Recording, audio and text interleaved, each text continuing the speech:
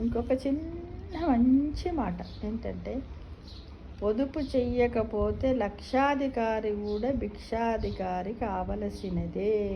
అంటే నాకు ఎవరో తాతలు, ముత్తాతలు, అమ్మమ్మలు, నానమ్మలు, మన అమ్మ నాన్నలు, తల్లిదండ్రులు కోట్ల రూపాయలు ఖర్చు పెట్టి సంపాదించి మనకు పెడితే కోట్ల కోట్లు, లక్షలు లక్షలు ఇప్పుడున్న ఈ రోజుల్లో చాలామంది పిల్లలు వెనక ముందు చూడకుండా ఖర్చు పెడుతున్నారు. లాస్ట్కి వాళ్ళు భిక్షాధికారి కావాల్సిందే. కాబట్టి చూడండి, డబ్బును కానీ, నీటిని కానీ, కరెంటుని కానీ, ఆహారాన్ని కానీ, మనస్సును కానీ, టైమును కానీ, ప్రతి ఒక్కటి కూడా మనం ఏం చేయాలి?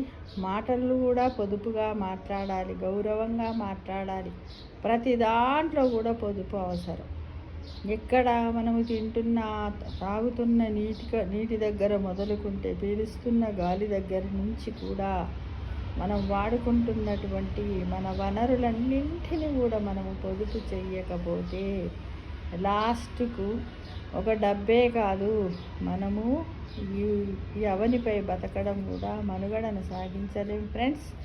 కాబట్టి పొదుపు చెయ్యకపోతే లక్షాధికారి కూడా భిక్షాధికారి కావలసిందే అనే దాన్ని రోజుకు 2 సార్లు మనను మనన చేసుకుంటూ ప్రతి ఒక్కటి పొదుపు చేస్తూ ఉండాలి.